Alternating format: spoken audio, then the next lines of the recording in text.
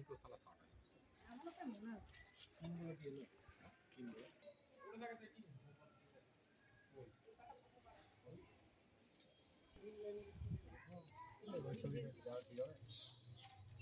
এমন মাল মেরেছে ওই বসাবে এত এত টাকা উঠে ফালতু কি তোমার 1 কোটি উঠেছে তোমাকে 10,000 খরচা করলো 20,000 বা 25,000 খরচা করলো কি হচ্ছে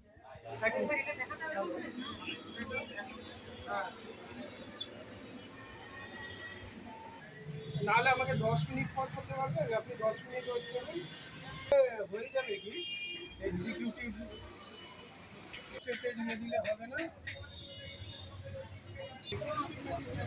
আমরা বিগত 2 বছর আগে 2024 সালে আমরা আমাদের বাড়ির সামনে একদম আমার বাড়ির সামনেই একটি এরকম দুটো তিনটে বাড়ি ছিল, সেগুলোকে ভেঙে প্রমোটার নির্মাল্য চক্রবর্তী নামে একজন আসলেন, এসে এখানটায় ফ্ল্যাট দেওয়ার প্রতিশ্রুতি দেন।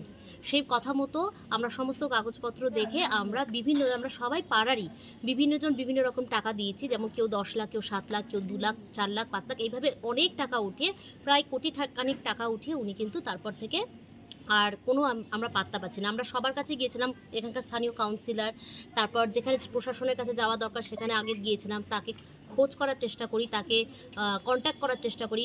2 বছর ধরে প্রায় 1-1.5 বছর ধরে উনি আমাদের ফোন তোলেন এবং বলেন যে হ্যাঁ হয়ে যাবে, আমরা এটা করছি। আমরা এই জন্য আমরা ওয়েট করছিলাম।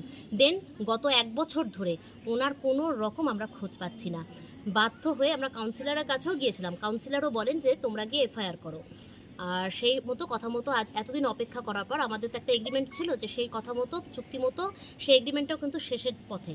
তার জন্য আজকে আমরা ইংলিশ বাজার থানায় গিয়ে একটা অভিযোগ এফআইআর করলাম। আমরা আপনার নাম? আমার নাম দেবমিত্রা জয়সওয়াল। এটা আমাদের অভিযোগ আজকে আমরা মালদা ইংলিশ বাজার থানায় জমা করলাম। অভিযোগের মূল কারণ হচ্ছে পিরোজপুরে একটি ফ্ল্যাটের নির্মাণের প্রজেক্ট নেওয়া হয়, প্রমোটার ছিলেন নির্মাল্য চক্রবর্তী।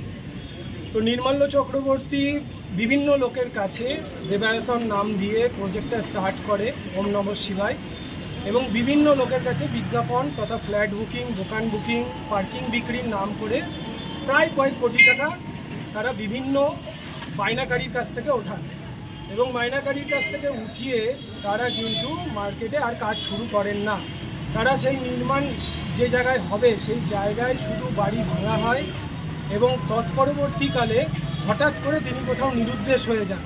তার সাথে কোনো যোগাযোগ কোনোভাবেই সম্ভব হচ্ছে না, তিনি কারোর সাথে যোগাযোগ করছেন না, এবং আমরা অসহায় হয়ে এবং যারা ফ্ল্যাটের টাকা কেউ 7 লক্ষ, কেউ 10 লক্ষ, কেউ 20 লক্ষ বিভিন্নভাবে টাকা দিয়ে যারা প্রতারিত হয়েছে, তাদের প্রজেক্ট হ্যান্ডওভারের ডেট মানে ফ্ল্যাট নির্মাণ কার্য শেষ করে ফ্ল্যাট হ্যান্ডওভারের ডেটও পেরিয়ে যায়, তৎসত্ত্বেও সেখানে ফাঁকা মাঠ ছাড়া আর কোনো কিছুই নেই, কোনো কাজই শুরু হয়নি।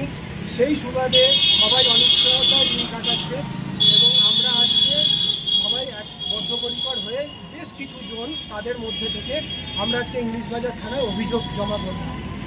কি বললেন? আমরা প্রশাসনের কাছে আবেদন রেখেছি যেন এটা প্রপারলি ইনভেস্টিগেট হয়, এবং ইনভেস্টিগেশন হলে দেখা যাবে এটা কয়েক কোটি টাকার হয়তো মামলা বেরিয়ে আসতে পারে। কারণ বিভিন্ন লোকের কাছে 20 লাখ, 25 লাখ, 10 লাখ করেও যদি না হয়, আনুমানিক 10 জনের কাছ থেকে নিলেও 2 কোটি টাকার গল্প আছে। এবং আরও কী কারণে প্রজেক্টটি হলো না বা তিনি পালিয়ে গেলেন, এবং আমাদের যে টাকা সেই টাকাটা যেন আমরা ফেরত পাই, বা যে চুক্তির ভিত্তিতে আমরা ফ্ল্যাটটি বুকিং করেছিলাম সেই ফ্ল্যাটের যেন আমরা টাকাটা পাই। এই সুবাদেই আমাদের বাকি যারা আছেন, আমার ক্লায়েন্ট, আমি অ্যাডভোকেট গণেশ সোডানি, মালদা কোর্টে প্র্যাকটিস করি, তো আমাদের যারা ক্লায়েন্ট তারা